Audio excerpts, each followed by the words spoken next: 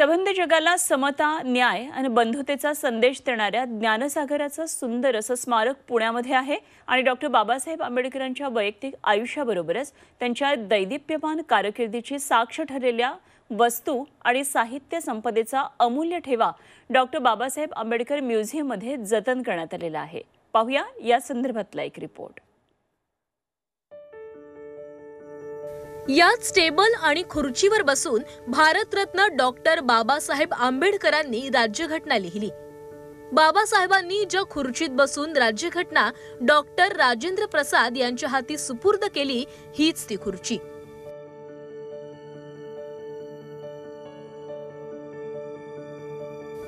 बाबासाहेब आंबेडकरांच्या घरातील dining table, कपडे, बूट अशा दैनंदिन वापरातील वस्तू पुण्यातील म्युझियम मध्ये जतन करण्यात आल्या।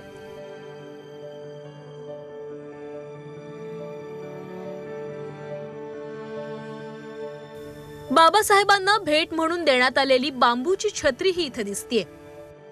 तब्बल 290 वस्तू या म्युझियम मध्ये पाहायला मिळतात। याशिवाय बाबासाहेबांच्या 74 हस्तलिखितांसह सुमारे 490 पुस्तकं या ठिकाणी ठेवण्यात आली आहेत। बाबासाहेबांचा अमूल्य ठेवा माईसाहेब आंबेडकरांनी 1982 साली सिम्बॉयसिस संस्थेला दिला। त्यानंतर 26 जानेवारी 1996 ला त्याचं भव्य असं संग्रहालय साकारण्यात आलं।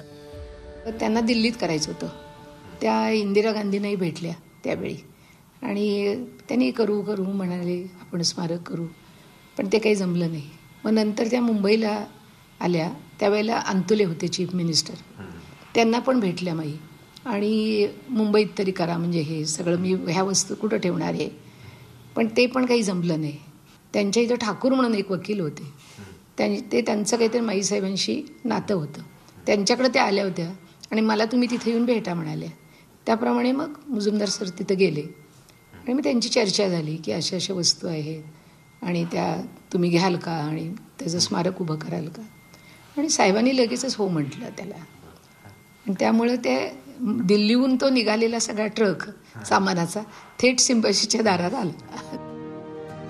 डॉक्टर बाबासाहेब आंबेडकरांना मरणोत्तर प्रदान करण्यात आलेला भारतरत्न हा किताब, तसंच ज्या बिछाण्यावर बाबासाहेबांनी अखेरचा श्वास घेतला तो बिछाना देखील या ठिकाणी मूळ स्वरूपात जतन करण्यात आलाय।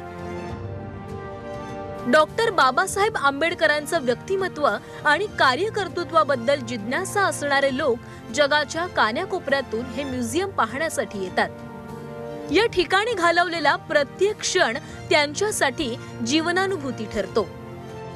डॉक्टर बाबासाहेब आंबेडकर म्युझियम हे केवळ वस्तू संग्रहालय नाही, तर ते डॉक्टर बाबासाहेब आंबेडकरांचं खऱ्या अर्थानं स्मारक आहे, जे आपल्यासाठी सदैव प्रेरणा बनून राहिलेलं आहे।